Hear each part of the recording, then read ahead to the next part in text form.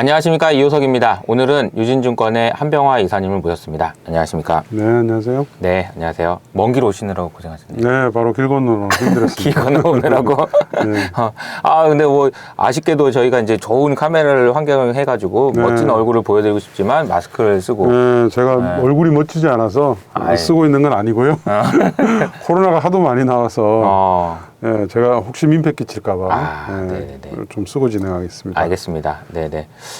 오늘은 제가 이제 모셔서 사실은 연구원님한테 최근에 이쪽 신재생 그리고 이제 워낙 이쪽에 전문가이시니까 최근에 동향 같은 걸 좀 업데이트 좀 받고 싶고 그래서 모셨는데 할 얘기가 많아. 업데이트 할 게 꽤 많은 것 같아요.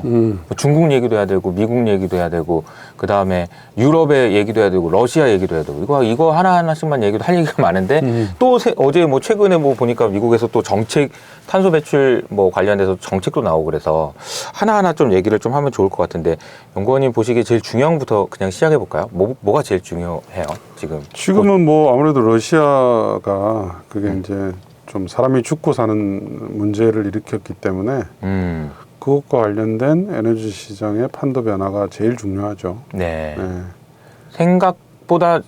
생각지도 못했는데 전쟁이 일어났고 거기에 대한 대응이나 이런 과정들도 예상보다 뭔가 다른 모습들이 되게 많았거든요.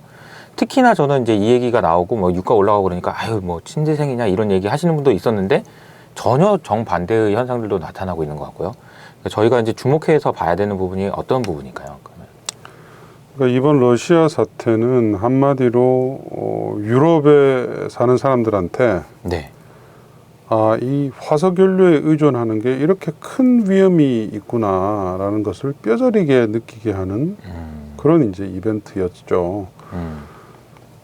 이미 지금 러시아가 한 차례 크림반도 병합을 할 때 이런 이슈가 이미 나왔었잖아요. 네. 그때가 2014년이죠, 그죠? 14년이니까 그때 교훈을 차리지 못하고 오히려 독일 같은 케이스는 제2의 가스관 노드스트림 2를 메르켈이 끝까지 밀어붙여가지고 이미 완성까지 시켜놨죠. 그래서 맨 마지막까지 독일이 러시아에 대한 제재에 대해서 반대를 했던 것이 바로 이제 그런 이슈였는데 결국은 이제 이게 민간인들에 대한 사륙이 진행되다 보니까 제재를 안 할 수가 없고 또 제재에 반대해서 푸틴은 자기들이 가스, 원유, 석탄 이런 것들을 다 이제 무기화하는 우리 안 주겠다 이런 식으로 하면서 요새는 또 루블화로 줘라 이러더라고요.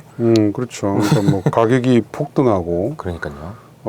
지금 아마 겨울이었으면 큰일 났을 거예요. 겨울 다행히 이제 좀 따뜻한 계절이라서 아직 한 7, 8개월 가까이 좀 숨을 돌릴 틈이 있기 때문에 지금 이제 괜찮지. 만약에 겨울이었으면 유럽은 아마 온데 다 데모하고 난리가 났을 거예요. 그래서 그게 이제 그동안 유럽이 그냥 아무 생각 없이 러시아로부터 오는 것이 제일 싸고 제일 편하니까 거기에 이제 길들여졌던 게 이번에 이제 적나라하게 드러나게 된 거죠. 그래서 이번 러시아 사태는 글로벌 에너지의 역사로 봤을 때 후일 나중에 평가하면 예전에 이제 우리가 1970년대 오일 크라이시스가 있었잖아요. 네네네. 중동의 오일 쇼크? 오일 쇼크와 거의 유사한 정도의 파급력을 가지는 그런 이제 역사적인 이벤트가 되었다 그렇게 이제 할 수 있죠. 뭐라고 기억될까요? 훗날에 이 일 때문에 이렇게 됐다. 이것 때문에 화석 연료로부터 빨리 의존도를 탈피해야 되겠구나 하는 이제 시그널을 명확하게 이제 주게 된 거죠. 만약에 유럽은 지금 이미 전 세계에서 화석 연료 의존도가 가장 낮은 지역이긴 합니다. 재생에너지 비중이 제일 높고요. 전기차도 제일 많이 팔리고 있고. 그럼에도 불구하고 러시아 한 국가에 이렇게 많이 의존을 했다는 것 자체가 이제 잘못됐다는 거죠. 그래서 유럽은 이미 이제 러시아로부터 의존을 떼기 위한 정책들을 구체적으로 발표를 하면서 지금 이미 이제 실행에 들어가는 거죠. 근데 그 실행의 디테일 안을 보면 이제 이게 이 화석연료 의존을 낮추기 위한 앞으로 글로벌 각국들의 정책이 네. 어떻게 이제 나올 것인가를 우리가 가늠해 볼 수 있죠. EU의 이번에 그 정책에. EU 이번 정책은 명확해요. 그냥 재생에너지 중심으로 간다. 그리고 거기에 이제 국가들마다 조금씩 다른데 원전을 조금 더 수명 연장을 하거나 또는 뭐 일부 원전은 또 신설을 하는 요 정도. 그러니까 원전은 재생에너지 보조 개념인 거죠. 그렇게 이제 하는 쪽으로 결론이 나 있죠. 정책의 방향은 정해졌다. 그렇죠. 거고.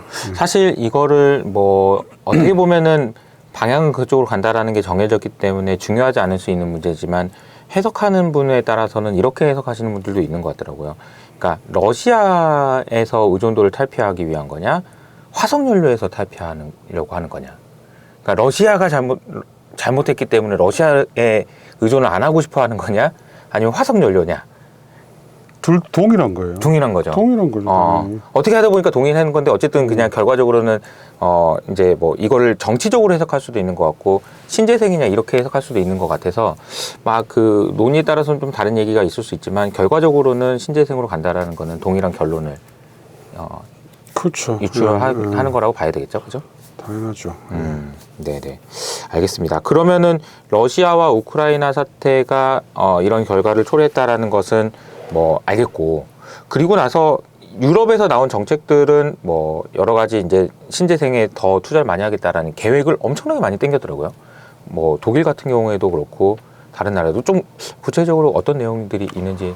독일은 원래 그 전력 부분의 탄소 중립을 2050년 근처에 이제 생각을 하고 있었어요. 네. 그러니까 전력을 다 이제 그 재생에너지로 하는 거예요.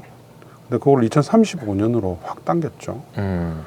15년을 당기면서 당장 이제 올해부터 시작을 해서 풍력 태양광의 연간 설치를 대폭 올립니다. 그러니까 작년이 독일이 풍력 태양광 합쳐서 7기가 정도 설치가 됐어요, 연간. 네. 7기가인데 요게 이제 2030년도까지 연간 40기가 수준으로 올리게 됩니다. 근데 그게 뭐 계속 7기가, 8기가 하다가 갑자기 40기가 되는 게 아니고 네. 매년 큰 폭으로 올려요. 계속. 그러니까 단기, 중기, 장기 2030년 그 계획까지 다 발표를 했어요. 네, 네. 그래서 그 재생에너지 시장에 미치는 영향이 매우 크죠. 크고 유럽은 기존에 갖고 있던 목표가 2030년까지 풍력이 480기가, 태양광이 420기가입니다. 그러니까 900기가를 신규로 설치하는 거예요. 이게 이제 Fit 55 그래가지고 저번에 발표한 탄소 감축 목표 상향 안에 이게 이제 나와 있어요. 그 다음에 이제 560만 톤의 수소를 갖다가 그린 수소를 2030년도에 생산 체제로 간다. 요거 있는데 재생에너지는 80기가 정도를 여기에 더 추가를 하게 됩니다. 하게 되고 그 80기가를 가지고 주로 이제 그 수소로 쓰게 되고요. 수소를 약 2천만 톤 정도 생산 체제로 2030년도에 가져가게 되는 거죠.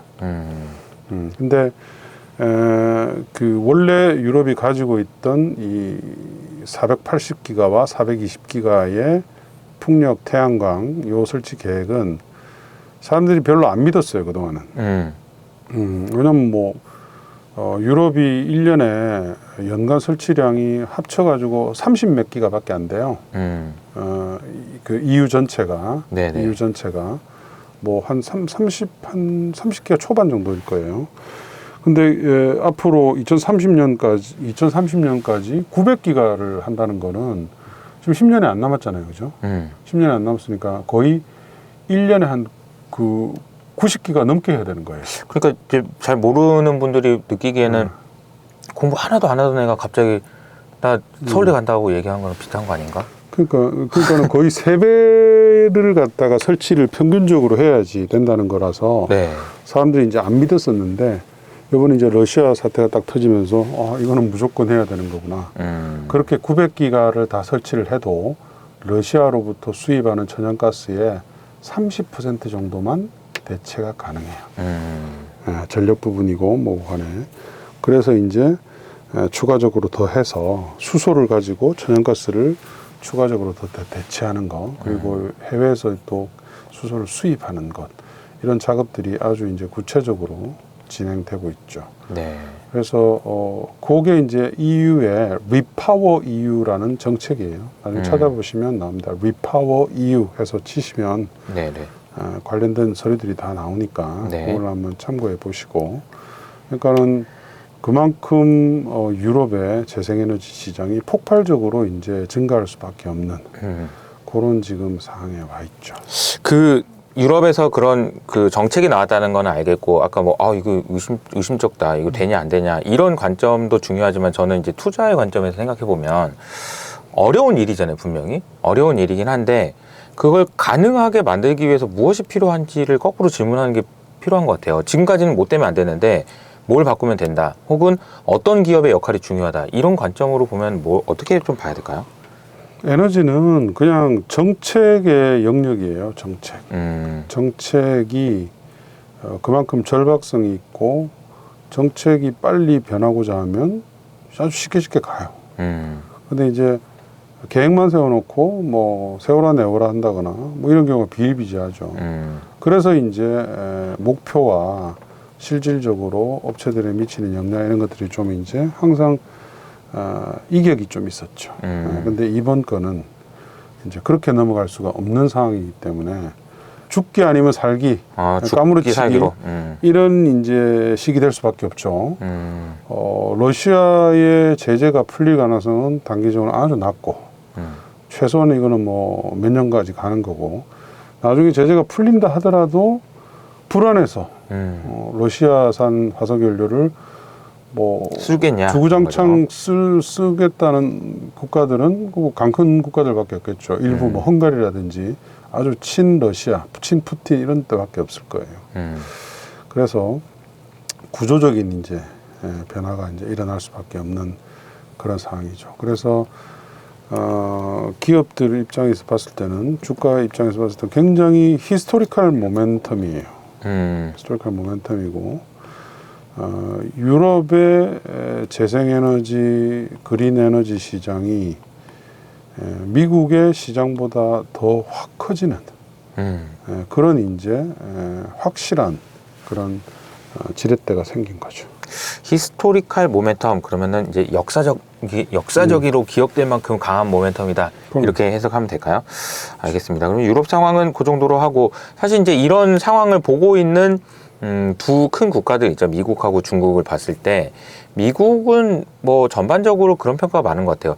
좀 그냥 그 유리하다, 이 상황 자체가 그냥 나한테 좋은 방향으로 굴러가겠지, 뭐 이런 정도, 좀 아니란, 혹은 좀 관망, 이런 자세 아니겠냐. 그런데 미국에서도 최근 정책이 나온 거 보면은 뭐 상장기업 기후변화 리스크를 공시를 의무화해라라고 한다든지 등등 되게 많은 그런 정책이 나왔어요. 그래서 미국은 좀 어떻게 최근에 변화가 있는지. 미국은 바이든이 어쨌든 대통령을 하고 있기 때문에 지금 모든 전방위 산업에서 다 그린 산업을 확장하는 쪽으로 정책들이 계속 지금 실현이 되고 있죠. 조금 전에 얘기한 그런 이제 상장 기업들의 탄소 감축 노력을 갖다가 공시를 의무화한다든지, 그 다음에 자동차에 대한 연비 규제를 갖다가 트럼프가 없앤 거를 대폭 올린다든지, 뭐 굉장히 많은 정책들이 나오고 있어요. 다만 이제 아직 그것을 하기 위한 예산안, 그게 이제 빌드백 배럴이라는 원래 이제 그 아니죠. BBB. BBB 법안 안에 이제 이 그린 산업 부양안이 한 5천억 달러 정도가 있는데 요게 이제 아직 그 합의가 안 이루어졌으니까 요게 좀 지연이 되고 있을 뿐이고 네. 그 이외에 다른 모든 그 것들은 다 지금 아주 빠르게 진행이 되고 있는 상태입니다. 네. 자동차 연비 규제 이거는 원래는 그 트럼프 때 그 백도 했다가 다시 이번에 된 거예요. 그 어떻게 미국의 자동차 연비 규제는 원래 이제 오바마 때 굉장히 강화된 연비 규제안이 확정이 됐는데 네. 이걸 이제 시행 단계에서 트럼프가 대통령이 되면서 이걸 다 없애버렸어요. 없애버려서 미국의 연비 규제가 연평균 1.5%씩 상향을 하는 뭐 있으나 마나한 그런 이제 제재를 만들어놨죠. 그것 때문에 미국의 전기차 시장이 고성장을 하다가 성장 안 한 가장 큰 이유예요. 뭐 구매 보조금 얘기도 있지만 뭐 네. 그거보다는 연비 규제가 훨씬 이슈가 큽니다. 근데 이제 그거를 이제 바이든이 최근에 다시 도입을 했죠. 그래서 연평균 8% 이상 연비 규제를 2026년 모델 이어까지 하는 거예요. 그래서 이걸 지키지 못하면 대규모 벌금을 물어야 돼요. 회사들이. 그래서 이 상황은 유럽의 탄소 배출 감축 규제, 자동차에 대한 유럽은 1g당 95유로 어길 때마다 95유로에 자기가 판 차들 전부 다 대수를 곱하는 거예요. 미국은 그걸 어긴 차량 대수에다가 한 대당 14달러를 곱해요. 14달러. 그러니까 두 개가 어쨌든 똑같은 거예요. 하나는 탄소 배출 규제고 하나는 연비 규제지만 두 개가 똑같은 이런 징벌적 규제가 들어오면서 유럽의 전기차 시장이 폭발적으로 증가했죠. 그게 3년 전 얘기. 미국이 이제 그게 올해부터 그게 시작이에요. 시작이기 때문에 미국이 유럽과 같은 그런 폭발적인 전기차 시장 성장 예상이 된다. 연평균 한 53% 정도 증가하게 될 것 같아요. 2025년까지. 우리 업체들이 이미 다 공급 계약을 해놓은 상태이기 때문에 네. 최근에 이제 적당하게 밸류에이션 조정도 좀 일어났고 아직 이제 기간 조정은 좀 짧아요. 작년 11월 정도부터 이제 주가들이 빠졌기 때문에 네. 그래서 V자 반등은 아닌데 이제는 밸류에이션 상으로 부담이 많이 낮아진 상태고 미국 시장은 특히 2분기부터 이제 우리 배터리들이 장착된 차들이 본격적으로 판매가 일어나기 때문에 지금 이제 잘 이제 매수해야 될 타임이라는 거죠. 아, 그 종목 얘기가 나와서 말씀인데 우리나라 시장도 배터리 시장이 이제 과거에 비해서 훨씬 커져가지고 분야를 이제 요새는 또 세분화해서 많이 나누더라고요. 배터리 업체, 소재 업체, 장비 업체 뭐 이렇게 나누던데 좀 구체적으로 뭐 종목은 아니더라도 어느 쪽 어떤 관점에서 좀 보는 게 좋다 이런 정도 좀 조언을 해주실 수 있을까요? 지금은 다 같이 빠졌기 때문에 별 차이가 없어요. 그걸 나누는 것이 작년도에는 소재가 아웃스탠딩했고 아주 좋았고 그죠? 네. 세일 업체들은 조정이었잖아요. 네네. 근데 올해는 세일 소재 다 지금 주가들이 많이 빠져 있어서 괜찮은 상태고 굳이 이제 좋다고 하면 소재가 더 좋지 당연히. 소재가? 왜냐하면은 세일 업체들이 많이 생기잖아요. 우리나라 업체들뿐만 아니고 글로벌리 그쵸. 워낙 많은 업체들이 배터리 셀을 갖다 여기저기서 공장을 짓고 있기 때문에 우리나라 소재 회사들은 옛날에는 진짜 우리나라밖에 없었는데 이제 워낙 많이 생기니까 더군다나 우리 업체들이 다 이제 해외 진출하고 있잖아요. 그래서 현지화되고 있기 때문에 아직 성장의 완전 초기 국면에 있다고 봐야죠. 뭐 굳이 뭐 동박이니 뭐니 이걸 나눌 필요 없이 전반적으로 다 지금은 좋은데 특별히 나눌 필요 없고 이제 뭐 소재 업체가 상대적으로 좀 우위에 있다. 이렇게 좀 이해를 하면 좋을까요? 그러면 알겠습니다. 어쨌든 그 자동차 연비 규제가 새로 도입된 것이 유럽에서 전기차가 폭발적으로 늘어나기 시작하는 초입을 보는 느낌이다. 이런 이해를 하면 될까요? 예, 미국에서도 결국 이렇게 나왔다라는 거고 심지어 이제 그린 부양안 정책이 BBB 법이 이제 조맨친 의원이 뭔가 좀 뉘앙스가 조금 이렇게 바뀌기도 하고 그래서 통과가 된다면 또 추가적인 모멘텀이 될 수도 있겠네요. 그렇죠. 예, 그거는 뭐 통과가 안 될 수가 없죠. 바이든 정부의 가장 핵심 아젠다고 그 11월에 있을 이제 중간 선거를 겨냥하면 네. 늦어도 8월, 음. 8월에 의회가 휴에 들어가기 전까지 확정이 돼야 되고 빠르면 아마 이번 달부터 해서 그 논의들이 수면 위로 부상을 하게 될 거예요. 알겠습니다. 근데 이제 또 걱정하시는 분들의 의견은 바이든이 너무 지지율이 낮다. 그래서 뭐 이번에 중간 선거도 걱정하시는 분들이 좀 있는 것 같긴 해요. 중간 선거에는 지금은 질 거라고 보는 의견이 훨씬 우세하죠. 이미 그죠. 그렇죠. 그래서 이제 역설적으로 그 BBB 법안의 그린 부양안은 더 빨리 해야 된다. 어떻게든 통과시키려고 할 것이고 그 법안이 통과되면 그 다음부터는 아무 상관이 없어요. 바이든이 재선이 안 된다 하더라도 아무런 의미 그거는 없어요. 통과가 되는 거니까. 그것만 통과되면 끝나는 거예요. 그거는. 풍력 태양광의 10년 동안의 텍스 크레딧. 자동차도 구매 보조금에 대해서 확실하게 프레임워크를 만들어 놓는 거기 때문에 수소도 마찬가지고. 네네.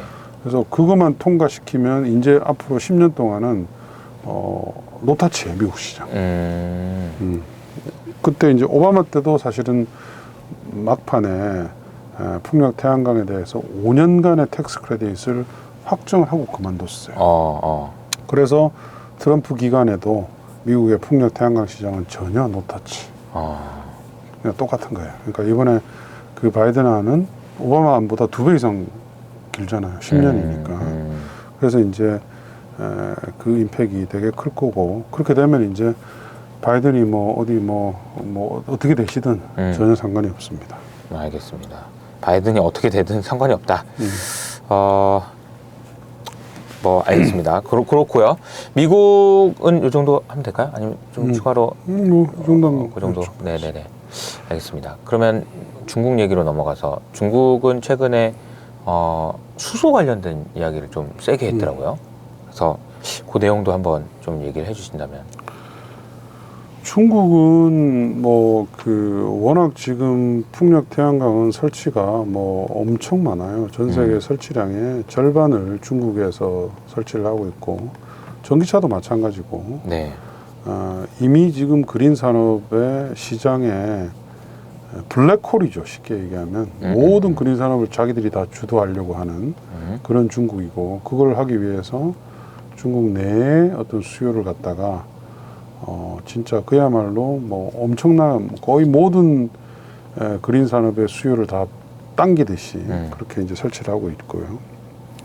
거기에 이제 중국이 그 전기차 산업의 성장을 확실하게 이제 자기들이 주도하면서 정책적인 성공을 맛봤죠. 그리고 난 뒤에 이제 그거를 수소로 옮겨가고 있는 상태입니다. 그래서 이제 얼마 전에 중국이 수소에 관련된 첫 공식 국가 로드맵을 발표를 했죠. 네네. 발표를 해서 이제 거의 이때까지는 일부 수소차에 대해서만 밸류체인 육성에 대해서 보조금을 주는 것으로 되어 있는데, 이제는 수소를 생산하는 것부터 시작해서 거의 모든 산업에 수소를 다 적용을 한다. 그렇게 이제 발표를 했죠. 그래서 그것과 관련된 이제 디테일한 안들이 이제 하나 둘씩 계속 나올 거예요. 중국은 원래 그런 식으로 정책을 내요. 일단 큰 거 먼저 던지고 그 다음에 이제 하나 둘씩 계속 이제 나올 거죠. 그래서 수소가 중국의 중요한 에너지원으로 되는 것이고, 이 수소의 역할은 이번에 러시아가 또 제대로 한번 보여준 거죠. 수소는 전력으로도 이용할 수 있고, 연료전지를 통해서, 그리고 연료도 사용할 수 있고, 더군다나 파이프라인을 타고 가기 때문에 천연가스를 대체할 수 있는 가장 강력한 에너지원이에요. 그동안은 수소를 만드는 게 비쌌기 때문에 좀 이제 시간이 좀 걸려야 되겠다 이렇게 됐으나, 최근에 유가가 저렇게 100불 근처에서 놀고 천연가스 가격이 폭등한 것을 감안하면 지금 가격에 대비하면 오히려 이 그린 수소를 만드는 게 훨씬 더 쌉니다. 그래서 이제 이번 러시아 사태까지 겹쳐지면서 수소가 아주 중요한 에너지원으로 자리 잡는 확실한 지금 그런 이제 길목에 있고, 그걸 이제 중국이 이제 확실하게 못 박았다. 그렇게 보면 되죠. 수소에 대해서 이제 뭐 중국이 그 태도가 변했다 이렇게 봐야 되나요? 아니면은 그러니까 과거에는 이제 약간 미진한 부분이 있었는데 변한 걸로 봐야 돼요? 어떻게 봐야 돼요? 태도가 예. 변한 건 아니고 중국이 수소에 대해서 계속 그 좋게 얘기한 게 한 2, 3년 됐어요. 2, 3년 됐고. 좀 조금 더 구체적인 방안도 있다 이렇게 보면 되나요? 그렇죠. 이제 그동안은 이제 중국은 원래 그렇게 에드벌룬을 띄우고, 그리고 난 뒤에 이제 조금 돌아가는 것을 보고 이제 국가가 공식 정책을 내고, 그리고 그 공식 정책을 받아서 산업들에서 또 이제 세그멘트에서 또 각 산업에 맞는 정책들이 나오고, 그런 식으로 이제 정책이 진행되는데, 지금 이제 그 두 번째 단계까지 온 거죠. 국가가 공식 정책을 발표했기 때문에 시진핑이 발표한 거는 그냥 가는 거예요. 무조건 끝까지. 이번에 이제 양회에서 그게 확정된 거기 때문에 네네. 앞으로 이제 중국의 수소 산업이 앞으로가 아니에요. 이미 지금 엄청 움직이고 있어요. 중국에서 수소를 한다고 했을 때 우리나라 업체들한테는 좀 도움이 되는 게 좀 있어요? 그러니까 많이 되겠죠, 우리한테. 지금 어떤 방식으로 이렇게 도움이 될까요? 그러니까 일단 수소를 하려면 그 수소 연료전지 기술이 있어야 되잖아요. 네네. 근데 중국은 아직은 이제 그쪽에 대해서는 우리보다 훨씬 늦죠. 기술적으로. 우리는 이미 뭐 지금 업체들이 많이 갖춰져 있는 상태니까. 네. 근데 이제 최근에 이제 중국이 자국 내에서 데이터 센터 그리고 일부 에너지 산단, 그러니까 그 공단 이런 데 보조 발전원으로 수소 연료 전지를 지금 그 채택을 하는 지방 정부들이 많이 생기고 있어요. 그래서 이제 그 수소 연료 전지를 만드는 핵심 소재 부품을 조달을 해야 되잖아요. 그걸 지금 국내 업체들하고 지금 얘기를 하고 있어요. 아, 그래요? 규모가 굉장히 큽니다. 아. 그게 뭐 잘 된지 안 될지는 뭐 나중에 지켜봐야 되겠지만, 이제 그런 효과가 앞으로 계속 이제 이루어진다는 거죠. 김이 좀 모락모락 나고 있는 거다. 이렇게 보면 되겠네요. 그렇죠. 그러니까 어차피 기술이 없으니까 누군가의 도움을 받아야 되는데 국내 업체들이 그 대상이 될 수도 있다. 이렇게 까지 정리를 하면 될까요? 그러니까 국내에는 뭐 수소 발전이나 뭐 수소 연료전지 하는 그런 회사들이 경쟁력이 그래도 있으니까 중국에서 중국이라는 큰 시장이 열릴 때 수혜를 볼 가능성이 있다. 예. 초기는 어쨌든 항상 중국은 시장이 열리면 초기에는 혜택을 많이 보죠. 외국 업체들이. 물론 시간이 좀 지나면 걔네들이 자체적으로 다 하니까. 그게 다 뺏어가려고 그러고 막 자꾸 막 그런 시나리오가 있었지만. 그렇죠. 그러나 어쨌든 중국이 해야지 글로벌 시장이 열리는 거예요. 이때까지 모든 시장은 다 그랬어요. 특히 그린 산업은. 그렇기 때문에 중국이 수소를 공식화한다는 것은 그 의미가 남다르죠. 네. 뭐 전반적으로 큰 틀에서의 정책의 변화들은 말씀을 들었고, 지금 몇 가지 질문만 좀 더 드려보면, 미국 얘기하고 중국 얘기했으니까 요즘엔 에너지 얘기하면은 무슨 뭐 에너지가 무기가 돼가지고 요즘 같은 시대에 이제 서로 간에 이제 싸움이 일어나는 과정이라고 저는 보이거든요. 그러니까 이 마찬가지로 중국, 그러니까 이제 미국 서방 국가 이외의 지역에서 배터리의 그 소재 간에 그런 매장량이나 이런 것들이 많아서 이것이 무기화 될 수 있다. 이런 얘기들이 있는데 그 부분에 대해서는 어떻게 생각하세요? 이게. 그거는 근데 뭐 그 비적성국 쉽게 얘기하면은 그러니까 푸틴 같은 그런 국가들이 많이 있으면 문제가 생기겠죠, 그죠? 근데 지금 뭐 보면 남미, 뭐 칠레라든지 그다음에 뭐 니켈은 인도네시아, 뭐 그리고 곳곳에 산재를 해 있기 때문에 그 무기화 때문에 이슈가 될 거는 뭐 그렇게 크진 않아요. 그 중간중간에 이제 중국 업체들이 워낙 많은 이제 국가에 진출해서 자기들이 가지고 있기 때문에, 그러니까 그 얘기를 많이 하시는 것 같더라고요. 그런 이슈는 있죠. 있긴 한데 뭐 그게 뭐 산업에 아주 뭐 이거를 성장 못하게끔 하는 무기화 그럴 가능성은 없어요. 왜냐하면 중국도 지금 전기차 굴기를 해서 자기 전기차를 해외 팔기 바쁘잖아요. 그렇죠. 중국이 완전히 성공을 했어요. 중국 자국 내 전기차 밸류체인을 만들어서 지금 뭐 중국의 차량 수출이 아주 뭐 사상 최고치를 계속 갱신하고 있으니까. 근데 그거를 이제 자기만 하기 위해서 무기화한다? 그건 아니지. 아니고 이제 다만 이제 이런 건 있죠. 이번에 그 전기차 배터리 가격의 상승 때문에 네네. 지금 계속 차량 가격이 올라가고 있죠. 그렇죠. 전기차 가격이 올라가고 있고 이거는 이제 시그널은 주는 거예요. 아, 전기차 가격이 옛날에는 배터리 가격이 대량 생산 체제로 계속 떨어져서 내연기관차와 2025년 정도에는 동일해진다. 단가가. 그러면서 수요가 변곡점이 굉장히 큰 폭으로 가파르게 올라갈 수 있는 변곡점이 온다. 이런 이제 우리가 아주 생각을 가지고 있었는데 옛날에 우린 무슨 그리드 패러티 뭐 이런 것처럼 그죠? 그거하고는 좀 다를 가능성이 높아졌다. 아, 올해는 일단 이미 배터리 가격은 올해 꽤 오를 거예요. 네. 나중에 집계가 되면 알겠지만 네. 뭐 킬로와트아워당 한 140불을 넘어갈 수가 있어요. 지금 얼마예요? 작년이 132불인가 그랬을 거예요. 그러니까 원래는 좀 이게 더 낮아지면서 점점 이제 뭐 100불이든 어디든 이렇게 밑으로 100불을 내려갈 향해서 가야 되는 것이 이제 우리가 희망사항이었는데 걸로 봤는데. 그거는 이제 물 건너 갔고 아하. 2030년 근처 정도 되면은 아마 100불 정도가 될 수 있다. 이제 이렇게 보는 거죠. 그래서 이제 이런 건 있죠. 기술을 하나에다 올인해서는 안 되겠다.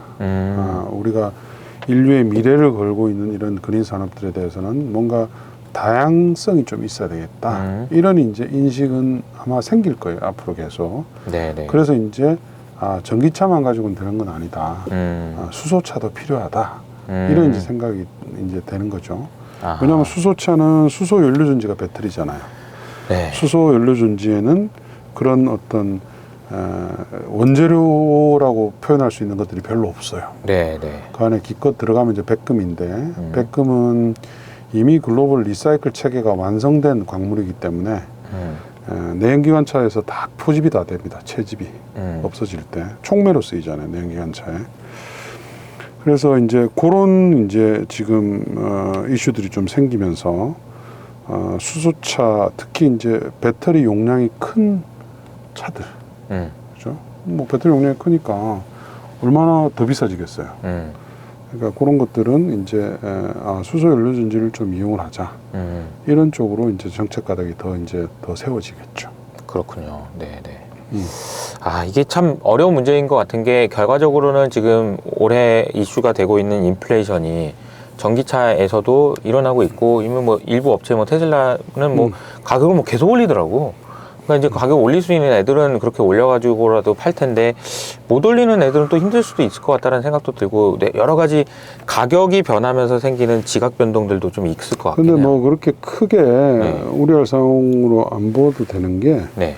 이번에 이제 배터리가 오른 것에는 뭐 여러 가지 이유가 있겠지만 사실은 그 러시아발 어떤 이런 이슈들이 좀 있었잖아요. 네. 있었고 모든 가격들 특히 유가들이 많이 올랐잖아요. 유가가. 그 유가의 상승은 사실은 내연기관차 타는 사람들한테는 완전히 마이너스죠. 그렇기 때문에 전기차에 대한 수요를 더 올리는 요인이에요. 그래서 배터리 가격은 올라가겠지만 전기차에 대한 수요는 또 역으로 보면 더 증가할 수 있는 그런 이제 팩트가 있기 때문에 그렇게 크게 우려할 상황은 아니다. 이제 이렇게 보시면 되죠. 가만히 생각해 보면 내연기관차를 살까 전기차를 살까 고민하시던 분들이라면 뭐 배터리 가격 원래 전기차가 좀 오르긴 했는데 유가가 이렇게 올라갔어? 그러면은 그럼 전기차 해야 되겠다. 그리고 좀 더 많은 사람들이 전기차로 간다면 중고차 가격에서도 좀 차이가 많이 날 수 있을 것 같고요. 네. 그런 생각을 좀 하게 만드는 그런 것 같습니다. 그리고 또 인플레이션 얘기가 나왔으니까 이제 한 가지만 더 질문을 드리면 이제 요즘에 이제 나오는 얘기들이 지정학적으로 문제가 생기고 이게 독일을 이제 막 비판하고 막 이런 여론 중에서 거봐라 신재생으로 그렇게 빨리 가고 탄소 중립한다는 거 그런 거 하지 말고 했으면 이런 꼴은 안 당하지 뭐 이런 얘기를 하시는 분도 있단 말이에요. 그러니까 탄소 중립 안 할 건 아니면서 그렇게 비판하시는 분들에게는 저도 그런 질문을 많이 받아서 뭐라고 대답을 해드려야 될까요? 이게 참. 이미 지금 유럽에 정책이 나왔잖아요. 그 정책을 보면 알죠. 그러니까 유럽에 러시아 사태로 일어난 것까지 겹쳐져서 그 전에 이미 오르고 있었잖아요. 가스 가격, 유가들이 다 오르고 있었죠. 그렇죠. 러시아 가격으로 한번 정점을 찍었잖아요. 그렇죠. 그리고 나서 유럽이 어떤 정책을 발표했는지를 보면 알 수 있는 거죠. 근데 아까 얘기했지만 유럽의 그 정책의 핵심은 다 재생에너지를 더 확대하자는 거예요. 그리고 더 많은 수소를 쓰자. 이게 정책의 중심이에요. 그리고 일부 정도만 미국이라든지 또는 뭐 중동이라든지 이런 데서 천연가스를 액화로 좀 들여오자. 이 정도는 그거는 아주 미봉책인 것이고. 네. 그러니까 만약에 탄소 중립 정책의 잘못으로 이게 뭐 모든 가격이 올라가고 이래서 정책적으로 우리가 미스테이크했다. 그랬으면 화석연료를 확 더 공급을 늘리는 쪽으로 정책을 갔겠죠. 그렇지 않겠어요? 근데 그렇게 쓰는 국가들은 거의 없어요. 중국 정도가 내가 너무 탄소를 못 쓰게 했는데 석탄을 못 쓰게 했는데 조금은 좀 완화해 줄게. 그거는 아주 미세 조정이에요. 미세 중국은 조정이다. 워낙 그 발전 캐파가 크기 때문에 그 정도는 미세 조정이고 중국도 마찬가지예요. 이번에 러시아 터지고 난 뒤에 뭐 러시아산 원유나 가스는 더 가지고 오겠지만 네. 얘네들이 제일 집중을 하는 것은 결국은 재생에너지하고 전기차, 수소 이게 확대예요. 지금 중국 그 고비 사막 지역에 거의 500기가 가까운 재생에너지 단지를 건설을 하고 있어요. 작년 연말부터 건설에 들어갔어요. 그래서 지금 중국의 이 풍력 태양광 업황이 되게 좋아요. 알겠습니다. 그렇게 좀 정리를 하면 좋을 것 같고요. 마지막으로 연구원님 그 커버하시는 종목들이 되게 많잖아요. 분야도 많고 태양광, 풍력, 그리고 전기차, 수소차 등등 굉장히 신재생 에너지와 관련된 종목이나 업종들에 대해서 투자 의견을 제시해주고 계시는데 투자하시는 분들이 많으니까 좀 어느 부분에 이제 지금부터 시작해서 뭐 연말까지 혹은 그 이상을 봤을 때 어떤 부분에 어떻게 좀 주목해 봐야 된다 이렇게 좀 코멘트 해주시면 뭐 풍력, 태양광 나눠서 좀 먼저 설명해 주시면 어떨까요? 이게. 풍력은 일단 글로벌리 지금 수요 확대가 더 빨라지고 있죠. 빨라지고 있고 여기에 이제 미국의 그 그린 부양안, BBB 법안까지 이제 확정이 되면 아마 임팩트가 굉장히 클 겁니다. 그래서 태양광보다는 풍력이 조금 더 좋고 특히 이제 우리나라가 그동안 이제 준비만 했던 해상 풍력 프로젝트들이 이제 착공에 작년 연말부터 들어갔어요. 근데 그 착공 규모, 그 허가가 난 단지가 워낙 큽니다, 지금. 거의 한 10기가 중반, 10한 5, 6기가 정도가 허가가 나 있어요. 나 있고, 뭐, 윤석열 정부가 뭐 원전을 중요시하긴 하지만, 원전은 건설하는데 시간이 너무 오래 걸리죠. 우리나라에서 또 최소 7, 8년. 뭐 유럽이나 미국은 15년씩 걸리니까 5년짜리 정부가 그거 기다릴 수만 없잖아요. 그래서 재생에너지를 확대를 안 할 수가 없고 윤석열 정부의 공약상으로는 2030년도가 25%가 재생에너지예요. 작년도가 우리나라가 한 8% 정도 됐습니다. 그러니까 그런 이제 문재인 정부 정도의 계획은 무조건 달성할 수밖에 없다. 이제 그렇게 보고 거기는 이제 해상 풍력이 아마도 좀 주력이 될 것 같아요. 그래서 국내 이제 해상 풍력 관련주들, 뭐 CS 윈드, 삼강 M&T, 또 동국 SNC까지, 그 세 종목에 대해서 좀 주목을 하시고 태양광도 지금 상황은 좋아요. 작년 대비해서 작년도에는 이제 폴리실리콘 가격이 너무 많이 올라서 업체들이 좀 수익성이 안 좋아졌었는데 올 하반기로 갈수록 중국 폴리실리콘 생산 캐파가 많이 증가했기 때문에 좀 안정을 찾을 거고요. 또 수요는 좋습니다. 풍력도 그렇고 태양광도 그렇고 다만 이제 최근에 이제 코로나 이슈 뭐 이런 것들 때문에 밸류 체인들에서 이제 원가 상승이 일어나고 좀 이런 것들이 좀 있죠. 그런 것들 때문에 이제 작년부터 풍력도 그렇고 태양광도 그렇고 주가 조정세가 심했는데 어쨌든 그게 이제 궁극적인 연간 설치량, 정책적인 어떤 후퇴에 따른 수요 감축 이런 것들 때문이 아니잖아요. 그죠? 그렇기 때문에 항상 좀 크게 리바운드 하시라도 할 수 있는 지금 그런 영역에 있다. 이제 그렇게 보시면 되고. 그다음에 전기차는 뭐 아까 말씀드렸지만 거의 뭐 웬만한 종목들은 다 바텀 피싱 하시면 된다. 뭐 단기 실적이 좋으면 더 좋겠지만 단기 실적이 조금 안 좋다 하더라도 이제 하반기로 가면 갈수록 우리는 미국 시장 때문에 더 좋아질 거기 때문에 네. 전기차 관련주들은 다들 좀 긍정적으로 보시면 돼요. 이미 지금 바닥은 탈출하고 있죠. 주가가 최근에 오늘도 뭐 조금씩 반등하고 있는 것 같아요. 시작해서 그게 이제 뭐 미국 효과입니다. 미국 효과고 제가 이제 다시 한번 강조드리지만 연비 규제가 중요해요. 완성차 업체들로 하여금 내가 이거 안 하면 대규모 벌금을 물으니까 무조건 해야 돼. 이게 이제 가장 중요한 거예요. 중국도 그렇고 유럽도 그렇고 미국도 그렇고 이 연비 규제가 들어오면 이 클린카 시장이 움직여요. 저는 그거를 그렇게 비유했었거든요. 안 먹으면 죽는 약은 먹는다. 몸에 좋은 약은 까먹어도. 어쨌든 연비 규제 해가지고 안 하면 안 되면 움직인다는 거잖아요. 그렇죠. 그래서 우리 배터리를 단 미국 차들이 이제 특히 2분기부터 많이 이제 생산이 늘어납니다. 네.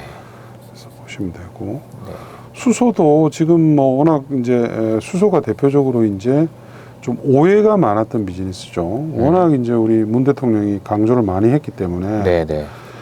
윤석열 당선인이 대통령이 되면 이거 수소 안 하는 거 아니야? 뭐 현 정부가 별로 이제 사이가 안 좋으니까 그런 이제 오해가 많았지만 네네. 윤석열 당선인의 공약에도 수소가 들어가 있어요. 들어가 있고 지금 이제 여러 가지 이제 인수위에 보고한 사항이라든지 이런 것들이 이제 보도가 돼 나오고 있고 사항들을 봤을 때 윤석열 정부 안에서도 수소에 대한 정책은 그대로 유지될 가능성이 굉장히 높아요. 오히려 이제 친기업의 그 성향이 세기 때문에 수소가 이제 우리 대기업들이 앞장서서 지금 43조를 투자한다잖아요. 좀 더 강화될 가능성도 있죠. 네. 그 종목단에서 뭐 이 설명을 해주시다 보니까 이제 국내, 그러니까 대선 이후에 정책에 대해서도 중간중간에 계속 설명을 해주셔가지고 좀 정리가 좀 된 것 같습니다. 투자 의사 결정을 하시는데 도움이 되실 것 같고, 매크로 단에서 여러 가지 이슈들이 있어가지고 아마 연말부터 지금까지 계속 이제 시장에서 어려움을 많이 겪으셨을 텐데, 매크로도 이제 어느 정도는 좀 진정이 된 것 같긴 하거든요. 그래서 좀 이런 부분에서 기회를 찾으실 수 있지 않을까, 그런 생각이 좀 들고요. 오늘 뭐 마지막으로 뭐 정리하는 마무리 멘트 한번 해주실 수 있을까요? 네. 이 그린 산업 투자는 상당히 어려워요. 우리나라에서는 특히 더 어려워요. 맞아요. 우리나라에, 왜냐하면 이거를 제대로 분석하는 애널리스트가 별로 없고, 그래서 이제 매니저들의 이해도도 많이 낮고, 자꾸 과열이 돼요. 그리고 이제 과열이 되고 또 아주 과하게 차가워지기도 하죠. 그러니까요. 그 두 개를 이제 냉탕, 온탕을 왔다 갔다 하기 때문에 중심을 잡지 않으면 되게 이제 손해를 많이 볼 수가 있죠. 그래서 좀 중심을 잡고 중장기 투자를 하시고 공부를 많이 하셔야 돼요. 공부를 많이 해야 된다. 공부를 많이 해야 되고, 그래서 제가 이제 오늘 여기 우리 이효석 대표가 이제 처음으로 그 회사도 만들어서 좋은 자리에 왔기 때문에 네. 그 이효석 대표가 그 제 텔레그램 채널 주소 알죠? 네. 예, 그 텔레그램 채널을 여기 구독자들한테 오픈해 주세요. 알겠습니다. 오픈해 주시면 제가 이제 거의 실시간으로 글로벌리 일어나는 이 그린 산업에 대한 뉴스들을 거기 텔레그램 채널에 올리기 때문에 네네. 그것만 팔로우를 하셔도 어떤 변화가 있는지 충분히 따라가실 수가 아마 있게 될 겁니다. 알겠습니다. 제가 연말에 아까 뭐 시작하기 전에도 말씀드렸지만 저희가 이제 이호석 아카데미에 있는 효친 마을이라고 제가 얘기했거든요. 효친 마을 이름으로 작년에 관련된 뭐 업체에, 그러니까 그 기관에 기부도 했어요. 저희가 이제 진심으로 기후를 생각하는 그런 모임 마을이었으면 좋겠다, 이런 생각을 가지고 있고, 관련된 뭐 활동이나 아니면 스터디나 이런 걸 열심히 하고 있거든요.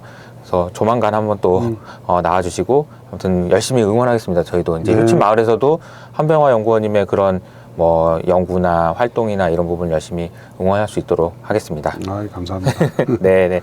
그럼 오늘 한병화 연구원님과 좋은 시간이었고요. 조만간 또 다음에 또 한번 모시도록 하겠습니다. 끝까지 시청해 주셔서 감사드리고요. 다음에 또 인사드리겠습니다. 감사합니다. 감사합니다.